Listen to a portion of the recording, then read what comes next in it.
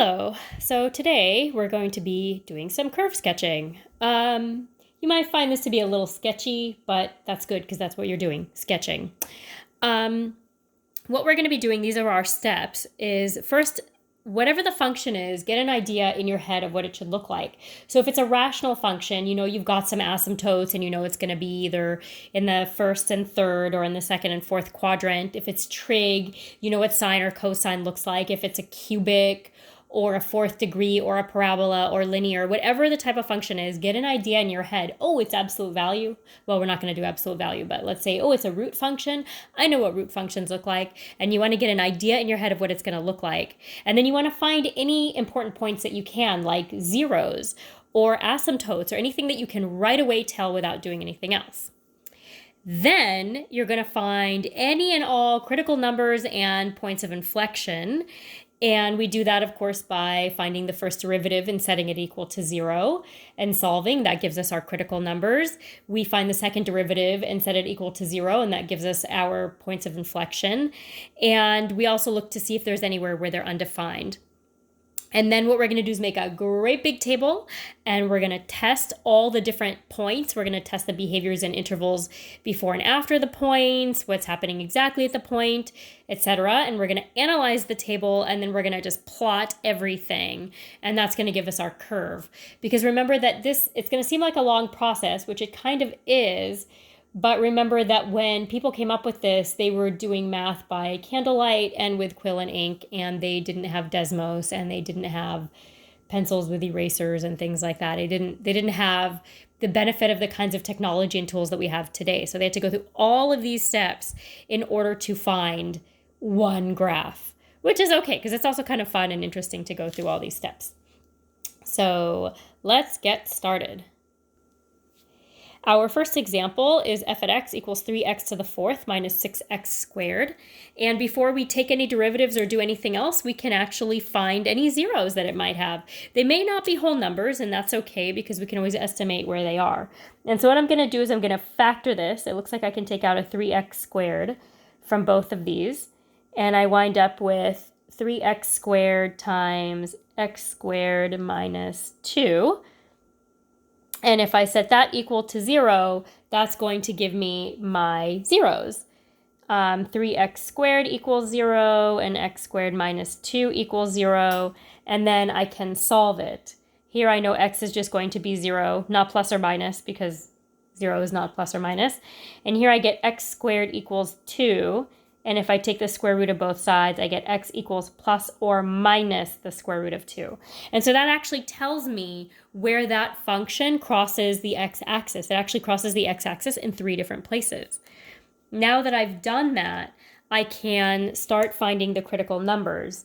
I'm going to take the first derivative, and that gives me, I move the 4 to the front, 12x to the third minus 12x, and then I can set that equal to 0 and solve it, and I can factor out a 12x, and that gives me 12x times x squared minus 1, which is nice. That's fairly easy to do. This is going to give me x equals 0, and if I set x squared minus 1 equal to 0, I get x squared equals 1, and so x equals plus or minus 1. I know that we're taking the square root of both sides, and whenever it says squared, we write plus or minus. Some of you are still forgetting the plus or minus, which drives your math teacher a little bit crazy. Those are going to be our critical numbers, 0, 1, and -1. And then the last thing I'm going to do is find the second derivative. Well, it's actually not the last thing. It's the last part of the first part. Taking the second derivative, that's going to give me 36x squared minus 12. And I'm going to set that equal to 0. And I can factor a 12 out. That gives me 3x squared minus 1.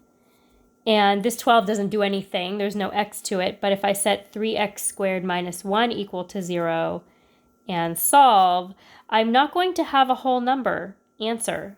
That's just the reality of things. They're not always whole number answers. I get x squared equals a third, and when I take the square root, I get x equals the square root of 1/3, which is plus or minus the square root of 1/3. And actually in this case, I'm going to look at what it really is, and it's really about 0.57. The reason I'm writing it like this is that I'm going to be making a really big table, and I want to make sure that I know exactly what values I'm using when I'm making my really, really big table. And so now I'm going to actually turn the page and make a giant table so that I have lots and lots and lots of space. And so here I go. I am turning the page. Ooh, cue special music.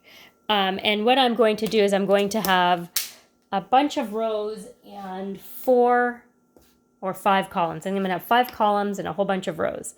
And my columns are this: either a point or interval. And then I'm going to have F, F prime, F double prime, and my conclusion.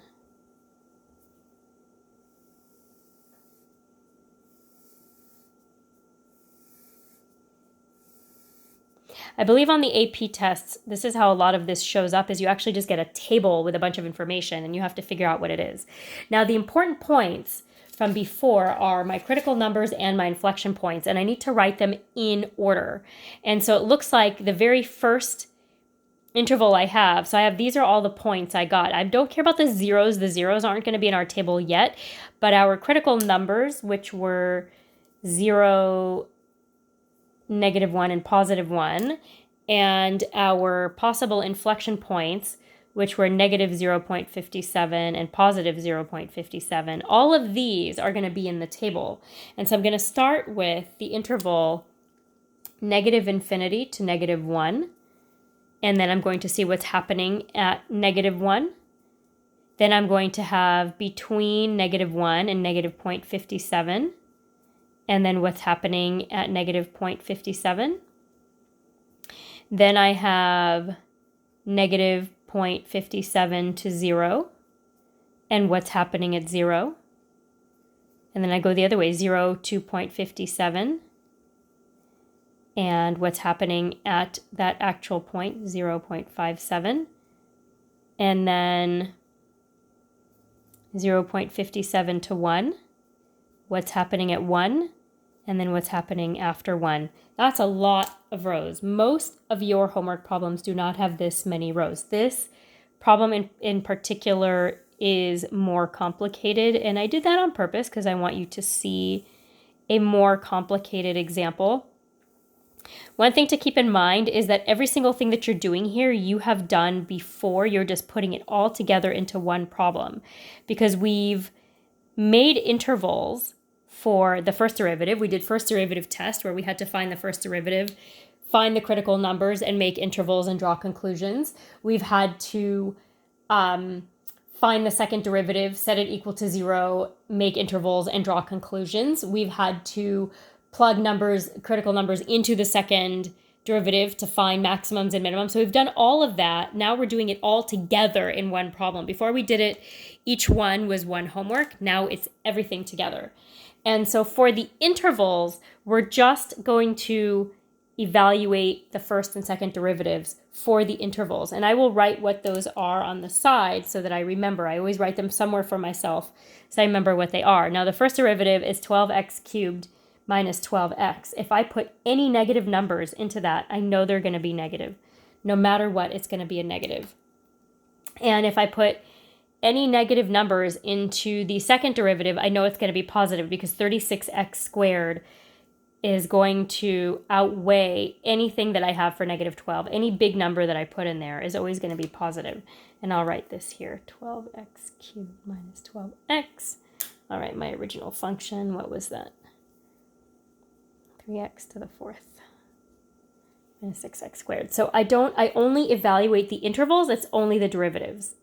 For the actual value, I plug this in. So if I were to plug -1 into the original function, I'd get 3 minus 6, which is negative 3.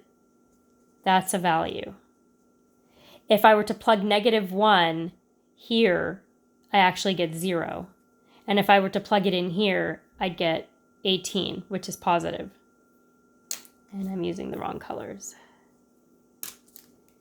So I'm just plugging this number into each of these. And then I evaluate. I need something between negative 1 and negative 0.57. You can pick any number. You can use a calculator if you need to. I can tell you that this would come out to be positive, and also this would be positive, because basically almost anything we put in here is going to be positive. So it's just a matter of whether it's bigger than 12 or less than 12. And then I evaluate at negative 0.57. And I will tell you what these are. If you want to use a calculator to find out what they are, you can do that. But I'm actually going to tell you what they are, because I don't believe that you actually will have to do this on the AP tests. I think that they will actually give you these values. I think they may give you the table and you're just evaluating the table. If I were to plug in something between negative 0.57 and 0, like say 0.25, negative 0.25, this would turn out to be positive, and this would actually wind up being negative. And if I plug in 0, I get 0 here and 0 here, but 0 here would make it negative.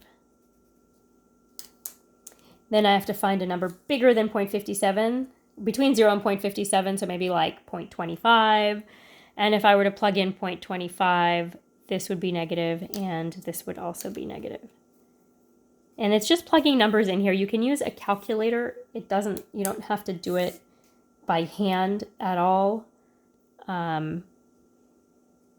I would use a calculator. I wouldn't do this by hand. I actually did use a calculator. I just know what this is because I used a calculator on another sheet of paper, and I did all my work, my scratch work, on another sheet of paper. And so I don't need to work it out by hand. There's no way I would not work this out by hand. If I plug 1 into the original function, I get negative 3 again.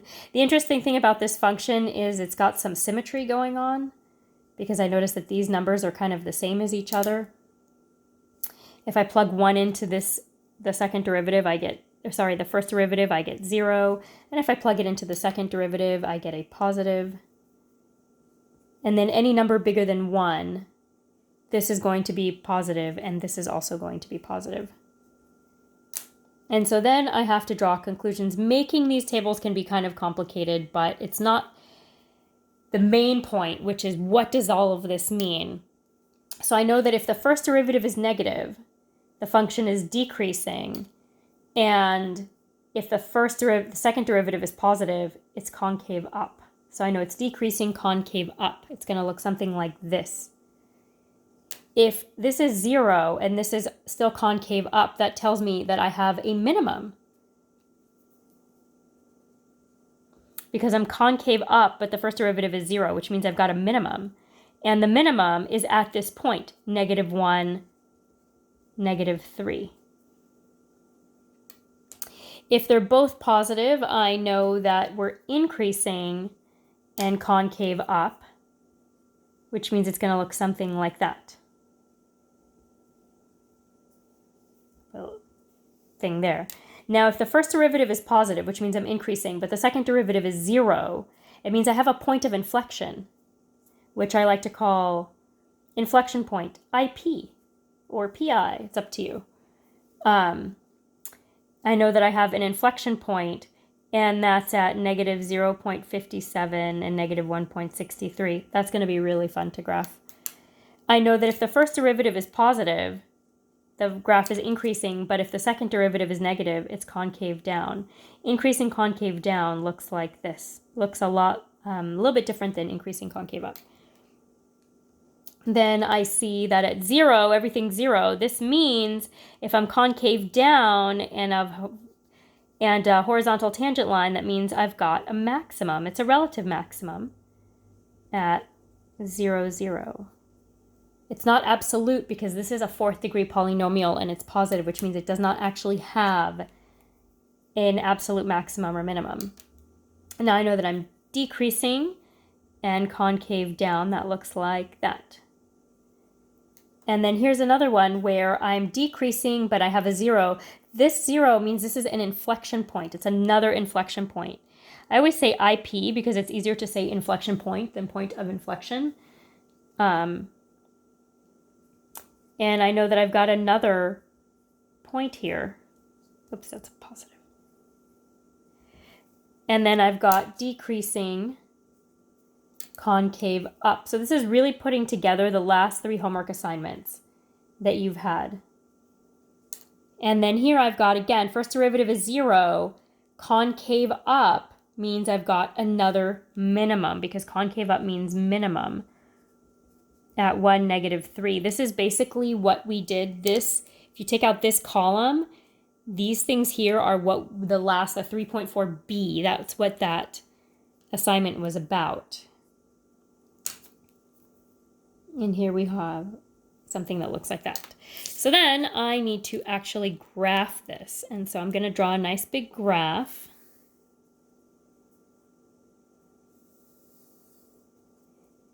And I'm going to have to estimate where some of these points are. They're not going to be perfect.